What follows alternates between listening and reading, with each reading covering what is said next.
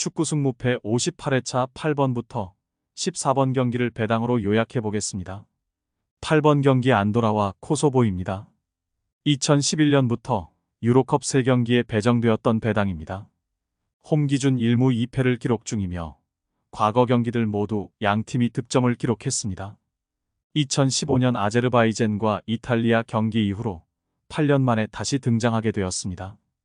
9번 벨라루스와 루마니아입니다. 2011년 불가리아와 잉글랜드 경기에 생성되었으며 이번에 12년 만에 제시된 배당입니다. 과거 경기에서는 잉글랜드의 3점차 대승이 기록되었으며 현 시각까지 원정팀 배당이 하락 중인 모습입니다. 벨라루스는 유로컵에서 3점대 이상의 역배당을 책정받았을 때 모든 경기에서 실점을 기록 중이었고 대부분 배당 흐름대로의 결과가 있었습니다.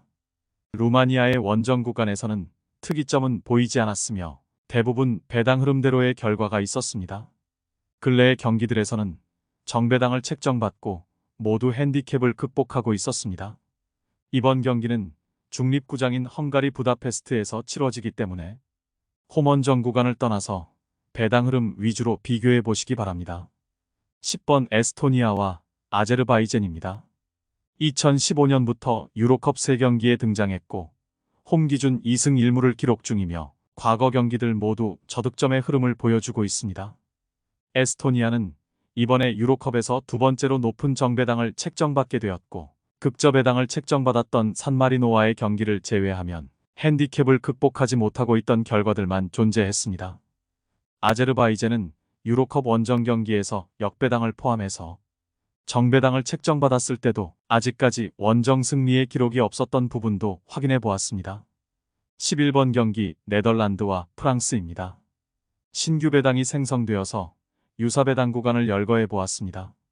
홈팀 2.88 배당에서는 이번 경기가 무승부 배당이 가장 높게 형성되었으며 과거 2.88 배당들은 아주 오래 전 경기들만 존재했었습니다. 근래에 치러졌던 경기들에서는 승무패의 결과가 한 차례씩 있었고 양 팀이 모두 득점을 기록한 흐름을 보여주고 있었습니다. 네덜란드는 유로컵에서 이번에 네 번째로 역배당을 책정받았고 과거 역배당 경기들에서는 모두 득점에 성공했습니다.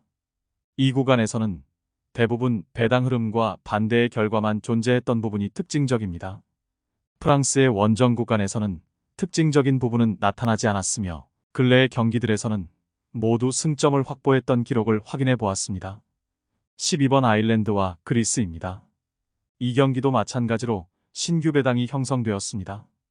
배당 흐름이 뚜렷하게 마감되었던 경기들이 대부분이었고 홈팀이 승리했을 경우엔 한 점 차 승리만 있었으며 원정팀 승리 시에는 역으로 핸디캡을 극복해왔던 구간입니다. 아일랜드는 홈에서 1점대 중반의 정배당을 책정받은 경기들에서도 핸디캡을 극복한 적은 없었으며 2점대 정배당에서는 2015년에 보스니아를 상대로 한 차례 2점차 승리를 기록했으며 정배당을 책정받고 패배한 기록은 2010년의 러시아와의 경기가 유일했습니다. 그리스는 3점대의 역배당을 책정받았던 원정 경기에서 대부분 배당 흐름과 반대되는 결과들이 나타났으며 현 시각처럼 무승부 배당이 3점대로 마감되었던 경우엔 승점 획득 확률이 높았으며 저득점 경기 결과가 많았던 부분도 확인할 수 있었습니다. 13번 경기 오스트리아와 벨기에입니다. 올해 3월 27일 슬로바키아와 보스니아 경기 때 생성된 배당입니다.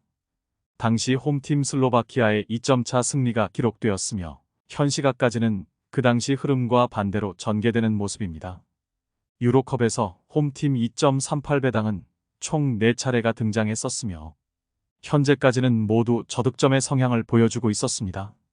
오스트리아의 배당 구간에서는 2점대의 정배당을 책정받았을 때 매우 낮았던 승률을 나타내고 있었고 초기 배당 구간에서 나타났듯이 저득점의 경기 결과만 보였던 구간에 위치하고 있던 점이 인상적입니다. 현재까지 무승부 배당이 동반 하락하며 마감되었던 적이 없었기에 배당 흐름 변화를 마감 직전까지 지켜봐야겠지만 국내 시간으로 토요일 새벽 경기이기 때문에 예측할 수밖에 없겠습니다. 벨기에의 원정 결과에서는 정배당과 역배당의 경계에 이번 경기가 위치하게 되었으며 대부분 배당 흐름대로 결과가 나왔습니다. 올해 초까지 세대 교체에 실패했다는 오명을 씻어낼 수 있을지 개인적으로는 이번 경기가 가장 흥미롭게 느껴집니다. 마지막 14번 경기 아이슬란드와 룩셈부르크입니다. 2019년 보스니아와 자일리톨의 매치업에 생성된 배당이며 당시 홈팀 보스니아의 대승이 기록되었습니다. 화면은 1.85배당이 제시된 유로컵 경기들의 통계이며 과거 1.85배당은 홈팀 승점과 다득점 결과만 존재했던 점을 확인할 수 있었습니다. 아이슬란드는 정배당을 책정받았을 때 유로컵에서 패배를 기록했던 적은 2007년 라트비아와의 경기가 유일했던 모습입니다. 원래 약체였던 룩셈부르크의 유로컵 원정은 좋지 않았던 모습이지만 이번에 두 번째로 낮았던 역배당을 배정받았기에 흥미롭습니다.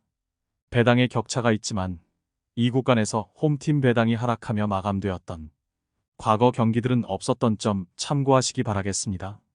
이렇게 승무패 마지막 경기까지 정리해 보았는데요. 자료가 마음에 드셨다면 구독 부탁드립니다.